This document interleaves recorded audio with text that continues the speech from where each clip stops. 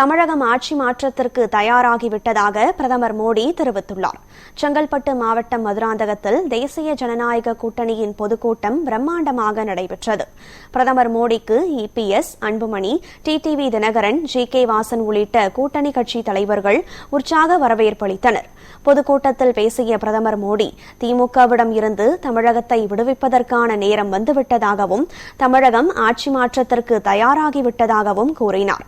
Mafia, crime, ஊழல் நிறைந்த ஆட்சி திமுக ஆட்சி என விமர்சித்த பிரதமர் மோடி, திமுக ஆட்சியில் போதைப்பொருள் புழக்கம் அதிகரித்துள்ளதாக தெரிவித்தார். மத்திய பாஜக அரசு தமிழகத்திற்கு 11 லட்சம் கோடி ரூபாய் நிதி ஒதுக்கீடு செய்ததாகவும் காங்கிரஸ் ஆட்சியை ஒப்பிடுகையில் 3 மடங்கு அதிகம் எனவும் குறிப்பிட்டார். திருப்பரங்குன்றம் விவகாரத்தில் திமுக அரசு அரசியல் செய்ததாகவும் ஜல்லிக்கட்டு தடைக்கு காங்கிரஸ், திமுகவே காரணம் எனவும் பிரதமர் மோடி விமர்சித்தார்.